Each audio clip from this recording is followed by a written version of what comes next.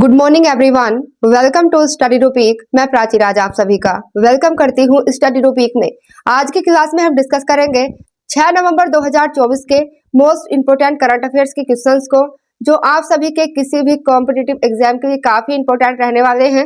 और मैं बात करूं इस क्लास की पीडीएफ की, तो इस क्लास की पीडीएफ फाइल आप सभी को टेलीग्राम चैनल स्टडी टॉपिक पर मिल जाएगी और टेलीग्राम चैनल स्टडी टॉपिक का लिंक मैं आप सभी को डिस्क्रिप्शन में दे दूंगी। और क्लास के एंड में मैं आप सभी से एक क्वेश्चन भी मालूम करूंगी, जिसका आंसर आप सभी को कमेंट करके जरूर बताना है। तो आइए स्टार्ट करते हैं क्लास को। और फर्स्ट क्वेश्चन की ओर आते हैं। यहाँ पर देखिएगा, हाल ही में धरोहर संगीत समारोह का आयोजन कहाँ पर किया जाएगा? तो बात हो रही है धरोहर संगीत समारोह की। इसका आयोजन किया जाएगा बेंगलुरु में। बेंगलुरु में धरोहर संगीत समारोह का आयोजन होने वाला है। यहाँ पर कर्नाटक की, तो कर्नाटक की अगर अर्थात बेंगलुरु की हम बात करते हैं, यहाँ पर आप देखें ये है कर्नाटक मैप में। और कर्नाटक की मैं राजधानी की बात करती हूँ, तो कर्नाटक की राजधानी है बेंगलुरु, जहाँ पर इस संगीत समारोह की शुरुआत होने वाली है। एंड कर्नाटक के राज्यपाल हैं थावर चंद गहलोत। कर्नाटक के मुख्यमंत्री हैं सिद्धारमैया। और कर्नाटक के इंपोर्टेंट नेशनल पार्क हैं, याद रखिएगा, बांदीपुर, मुद्दुमलाई और नागरहोल। बांदीपुर, मुद्दुमलाई और नागरहोल काफी इंपोर्टेंट नेशनल पार्क है कर्नाटका के। और यहाँ पर राजधानी और इसके मुख्यमंत्री और राज्यपाल भी इंपोर्टेंट है। नेक्स्ट क्वेश्चन की ओर आते हैं। हाल ही में किसने नागरिक पंजीकरण प्रणाली मोबाइल एप्लीकेशन लॉन्च करी है? तो जो नागरिक पंजीकरण प्रणाली मोबाइल एप्लीकेशन लॉन्च किया है, यह है भारत के गृह मंत्री अमित शाह के द्वारा लॉन्च किया जाता है। और बात करें हम इसके बारे में, तो केंद्रीय गृह मंत्री ने शासन के साथ प्रौद्योगिकी को एकीकृत करने के लिए civil registration system mobile application launch किया है। और इसे भारत के महापंजीयक और जनगणना आयुक्त द्वारा विकसित किया गया है, और जो भारत में 10 के जनगणना आयोजित करने के लिए जिम्मेदार है। और यह जो मोबाइल एप्लीकेशन है, एप्लीकेशन में जन्म और मृत्यु के पंजीकरण की प्रक्रिया को सुव्यवस्थित किया जाएगा। और नेक्स्ट क्वेश्चन की ओर आते हैं। नेक्स्ट क्वेश्चन, 76वें रिपब्लिक दिवस पर, अर्थात जो 76वां गणतंत्र दिवस है 2025 में, इसमें भारत के द्वारा किसको मुख्य अतिथि आमंत्रित किया गया है? तो मुख्य अतिथि आमंत्रित किए जाते हैं इंडोनेशिया के राष्ट्रपति को मुख्य अतिथि के रूप में आमंत्रित किया गया है इंडिया के द्वारा। और यहाँ पर इंपॉर्टेंट बात यह है कि जो रिपब्लिक डे होने वाला है 2025 में, यह है 76वां रिपब्लिक डे होने वाला है। और बात करें इंडोनेशिया के राष्ट्रपति की, तो ये अभी रिसेंटली इंडोनेशिया के राष्ट्रपति बनते हैं प्रबोवो सुबियांतो।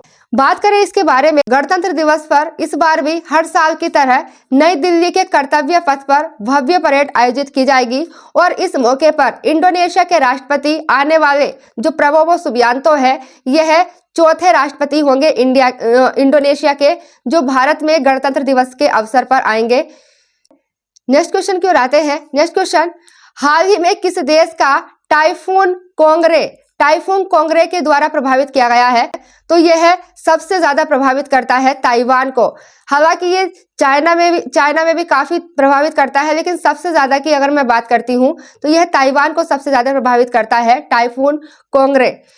और बात करें हम यहाँ पर आप मैप में देखते हैं, देखिए ये ताइवान है, यहाँ पर आप मैप में देख सकते हैं। और रिसेंटली अभी आप देखते हैं पिछले महीने अमेरिका में एक चक्रवात आता है हेलेन चक्रवात, जो अमेरिका में काफी तबाही मचाता है।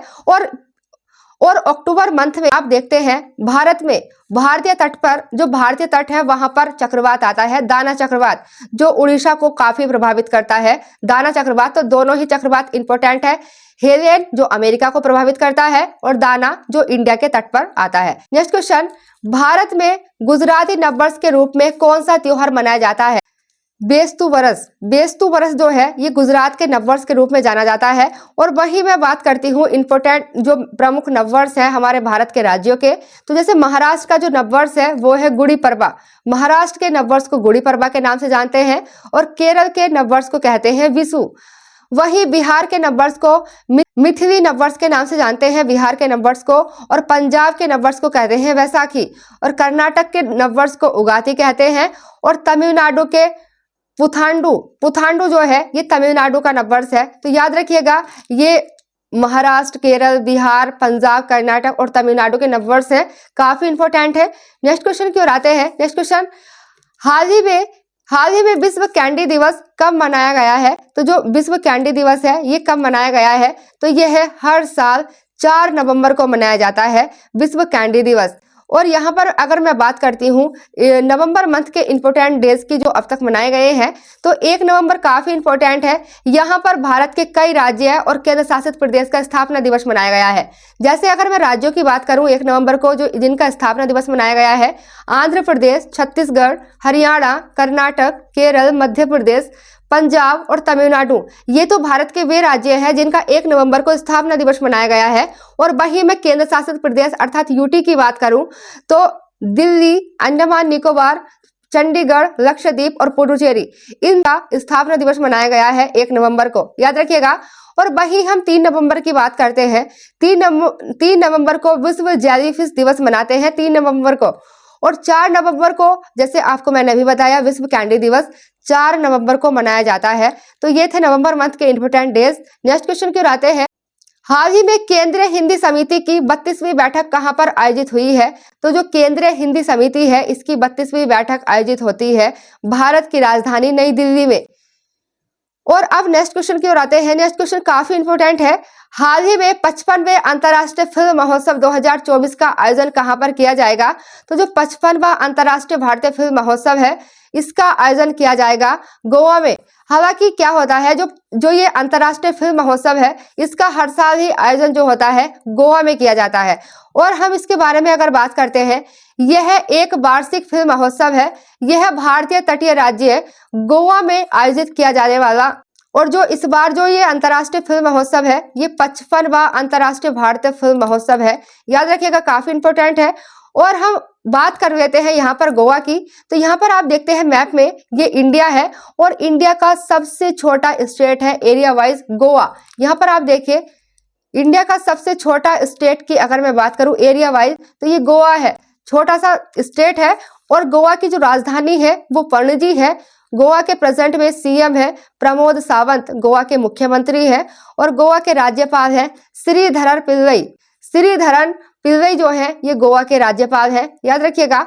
अब हम नेक्स्ट क्वेश्चन की ओर आते हैं। नेक्स्ट क्वेश्चन यहाँ पर आप देखते हैं मेलुरी। मेलुरी किस राज्य का 17वां जिला बनेगा? 17वां जिला बनेगा। तो जो मेलुरी है ये किस राज्य का शहर है जो 17वां जिला बनेगा उस राज्य का? तो यह है नागालैंड का। नागालैंड का 17वां जिला बनने वाला है मेलुरी। एंड हम यहाँ पर बात करते हैं नेक्स्ट क्वेश्चन की। नेक्स्ट क्वेश्चन काफी इंपॉर्टेंट है। नेक्स्ट क्वेश्चन, हाल ही में भारत और किस देश के बीच विनवेक्स द्विपक्षीय सेना अभ्यास का आयोजन हुआ है? तो भारत और किस देश के बीच विनवेक्स सेना अभ्यास का आयोजन हुआ है? तो यह है भारत और वियतनाम के बीच होने वाली एक्सरसाइज है। अगर मैं बात करती हूँ इंपोर्टेंट एक्सरसाइज की, आप देखते हैं भारत और अमेरिका के बीच में, भारत और इंडिया के बीच में कई एक्सरसाइज होती हैं। जैसे आप देखते हैं मालाबार एक्सरसाइज, मालाबार देखते हैं, टाइगर ट्रम्प देखते हैं, टाइगर ट्रम्प युद्ध अभ्यास।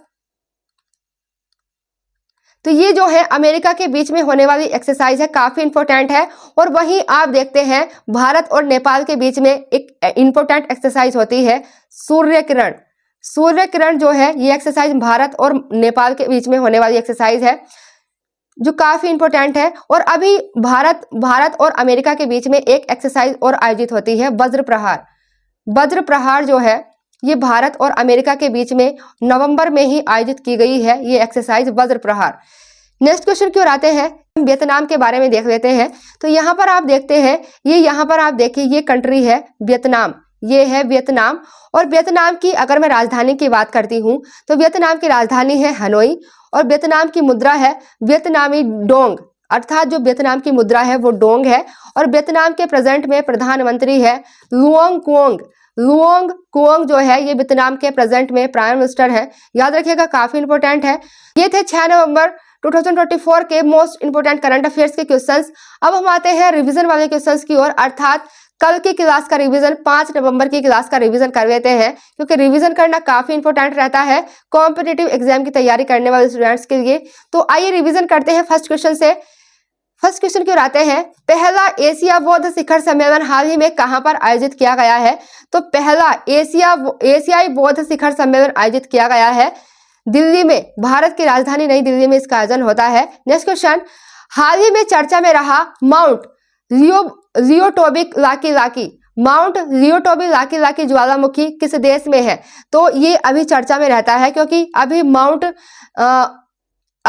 लियोटोबिक लाकी लाकी में विस्फोट हो जाता है और ये इंडोनेशिया का ज्वालामुखी है जो काफी इंपॉर्टेंट है हमारे एग्जाम के लिए। एंड नेक्स्ट क्वेश्चन, हाल ही में पेरिस मास्टर्स का खिताब किसने जीता है? तो पेरिस मास्टर 2024 का खिताब जीतते हैं ज़वेरेव के द्वारा ये खिताब जीता जाता है। एंड नेक्स्ट क्वेश्चन, हाल ही में विश्व सुनामी दिवस कब मनाया जाएगा? तो बात हो रही है विश्व सुनामी दिवस की। तो विश्व सुनामी जागरूकता दिवस हर साल 5 नवंबर को मनाया जाता है। नेक्स्ट क्वेश्चन, ऑस्ट्रेलिया में भारत के चौथे वाणिज्य दूतावास का उद्घाटन किसने किया है? किसने किया है? तो भारत, अभी आप देखते हैं भारत के विदेश मंत्री S Jaishankar Australia and Singapore की यात्रा पर जाते हैं। तो वहीं जब ऑस्ट्रेलिया जाते हैं तो जब भारत के विदेश मंत्री एस जयशंकर ऑस्ट्रेलिया जाते हैं तो वहां पर ऑस्ट्रेलिया में भारत के चौथे वाणिज्य दूतावास का उद्घाटन करते हैं भारत के विदेश मंत्री एस जयशंकर।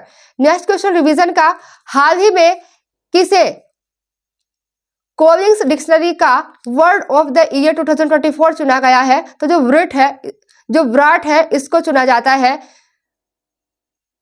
कोलिंस